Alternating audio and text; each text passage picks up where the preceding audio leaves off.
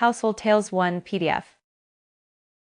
Adapted and modified by Kulwant Singh Sandhu. 1. The Frog King or Iron Henry. In old times, when wishing still helped one, there lived a king whose daughters were all beautiful, but the youngest was so beautiful that the sun itself, which has seen so much, was astonished whenever it shone in her face. Close by the king's castle lay a great dark forest, and under an old lime tree in the forest was a well, and when the day was very warm, the king's child went out into the forest and sat down by the side of the cool fountain, and when she was dull, she took a golden ball, and threw it up on high and caught it, and this ball was her favorite plaything. Now it so happened that on one occasion the princess's golden ball did not fall into the little hand which she was holding up for it, but on to the ground beyond, and rolled straight into the water. The king's daughter followed it with her eyes, but it vanished, and the well was deep, so deep that the bottom could not be seen. On this she began to cry, and cried louder and louder, and could not be comforted. And as she thus lamented, someone said to her, "What ails thee, king's daughter? Thou weepest so that even a stone would show pity." She looked round to the side from whence the voice came, and saw a frog stretching forth its thick, ugly head from the water. "Ah, old water splasher, is it thou?" said she. "I am weeping for my golden ball which has fallen into the well." "Be quiet and do not weep," answered the frog. "I can help thee, but what wilt thou give me if I bring thy plaything up again?" "Whatever thou wilt have, dear frog," said she. "My clothes, my pearls and jewels, and even the golden crown which I am wearing." The frog answered, "I do not care for thy clothes, thy pearls and jewels, or thy golden crown, but if thou wilt love me and let me be thy companion and playfellow, and sit by thee at thy little table, and eat off thy little golden plate, and drink out of thy little cup, and sleep in thy little bed, if thou wilt promise me this, I will go down below and bring thee thy golden ball up again." "Oh yes," said she, "I promise thee all thou wishest, if thou wilt but bring me my ball back again." She however thought, "How the silly frog does talk! He lives in the water with the other frogs and croaks, and can be no companion to any human being." But the frog, when he had received this promise, put his head into the water and sank down, and in a short while came swimming up again with the ball in his mouth, and threw it on the grass. The king's daughter was delighted to see her pretty plaything once more, and picked it up, and ran away with it. "Wait, wait," said the frog. "Take me with thee, I can't run as thou canst." But what did it avail him to scream his croak, croak after her, as loudly as he could? She did not listen to it, but ran home and soon forgot the poor frog, who was forced to go back into his well again. The next day, when she had seated herself at table with the king and all the courtiers, and was eating from her little golden plate, something came creeping splish splash, up the marble staircase, and when it had got to the top, it knocked at the door and cried, "Princess, youngest princess, open the door for me." She ran to see who was outside, but when she opened the door, there sat the frog in front of it. Then she slammed the door to in great haste, sat down to dinner again, and was quite frightened. The king saw plainly that her heart was beating violently, and said, "My child, what art thou so afraid of? Is there perchance a giant outside who wants to carry thee away?" "Ah, no," replied she. "It is no giant but a disgusting frog." "What does a frog want with thee?" "Ah, dear father, yesterday as I was in the forest sitting by the well, playing, my golden ball fell into the water, and because I cried so, the frog brought it out again for me, and because he so insisted, I promised him he should be my companion, but I never thought he would be able to come out of his water, and now he is outside there, and wants to come in to me." In the meantime it knocked a second time, and cried, "Princess, youngest princess, open the door for me. Dost thou not know what thou saidst to me yesterday by the cool waters of the fountain? Princess, youngest princess, open the door for me." Then said the king, "That which thou hast promised must thou perform. Go, and let him in." She went and opened the door, and the frog hopped in and followed her, step by step, to her chair. There he sat and cried, "Lift me up beside thee." She delayed, until at last the king commanded her to do it. When the frog was once on the chair, he wanted to be on the table, and when he was on the table he said, "Now, push thy little golden plate nearer to me that we may eat together." She did this, but it was easy to see that she did not do it willingly. The frog enjoyed what he ate, but almost every mouthful she took choked her.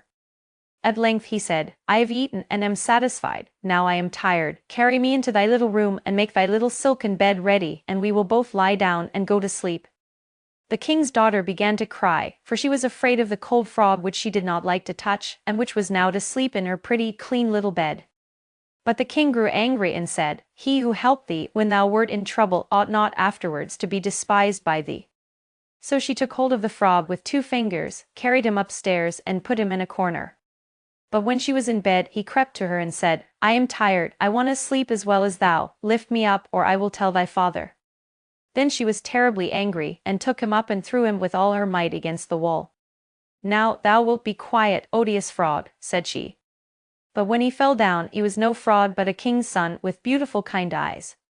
He by her father's will was now her dear companion and husband.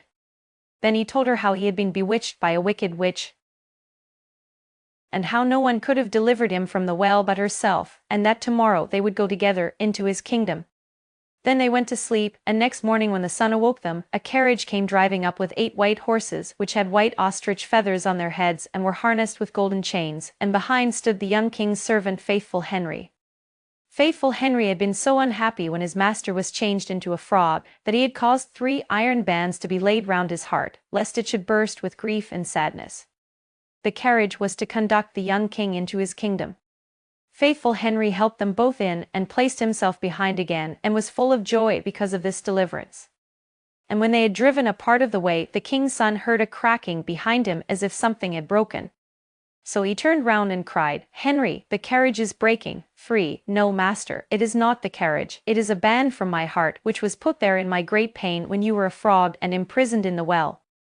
Again and once again while they were on their way something cracked, and each time the king's son thought the carriage was breaking, but it was only the bands which were springing from the heart of Faithful Henry because his master was set free and was happy.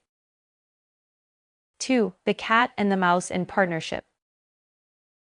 A certain cat had made the acquaintance of a mouse, and had said so much to her about the great love and friendship she felt for her, that at length the mouse agreed that they should live and keep house together.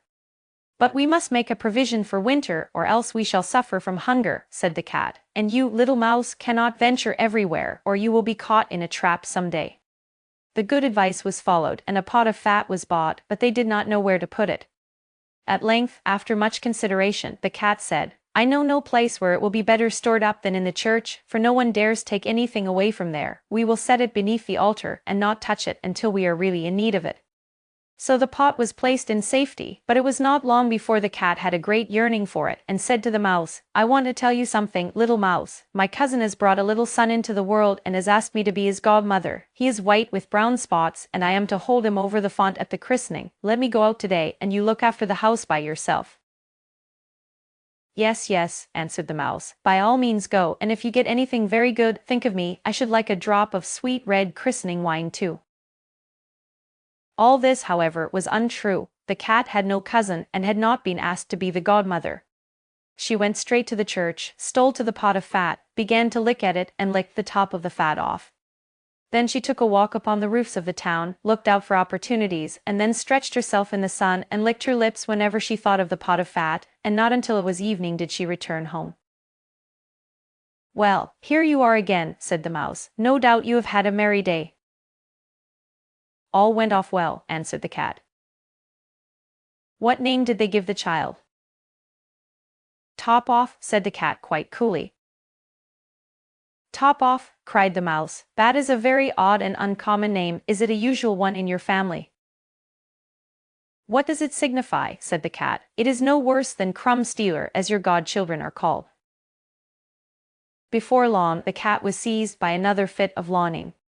She said to the mouse, You must do me a favor, and once more manage the house for a day alone. I am again asked to be a godmother, and as the child has a white ring round its neck, I cannot refuse. The good mouse consented, but the cat crept behind the town walls to the church and devoured half the pot of fat. Nothing ever seems so good as what one keeps to oneself, said she, and was quite satisfied with her day's work. When she went home the mouse inquired, And what was this child christened? Half Done, answered the cat. Half Done? What are you saying? I never heard the name in my life. I'll wager anything it is not in the calendar. The cat's mouth soon began to water for some more licking. All good things go in threes, said she. I am asked to stand a godmother again. The child is quite black, only it has white paws, but with that exception it has not a single white hair on its whole body. This only happens once every few years. You will let me go, won't you? Top off, Half Done, answered the mouse. They are such odd names, they make me very thoughtful. You sit at home, said the cat, in your dark grey fur coat and long tail, and are filled with fancies. That's because you do not go out in the daytime. During the cat's absence, the mouse cleaned the house and put it in order, but the greedy cat entirely emptied the pot of fat. When everything is eaten up one has some peace, said she to herself, and well filled and fat she did not return home till night. The mouse at once asked what name had been given to the third child. It will not please you more than the others, said the cat. He is called All Gone. All Gone, cried the mouse. That is the most suspicious name of all. I have never seen it in print. All Gone, what can that mean? And she shook her head, curled herself up, and lay down to sleep. From this time forth no one invited the cat to be a godmother, but when the winter had come and there was no longer anything to be found outside, the mouse thought of their provision, and said, Come, cat, we will go to our pot of fat which we have stored up for ourselves. We shall enjoy that. Yes, answered the cat, you will enjoy it as much as you would enjoy sticking that dainty tongue of yours out of the window. They set out on their way, but when they arrived, the pot of fat certainly was still in its place, but it was empty. Alas, said the mouse, now I see what has happened. Now it comes to light. You are a true friend. You have devoured all when you were standing godmother. First top off, then half done, then. Will you hold your tongue? Cried the cat. One word more and I will eat you too. All Gone was already on the poor mouse's lips. Scarcely had she spoken it before the cat sprang on her, seized her and swallowed her down. Truly, that is the way of the world.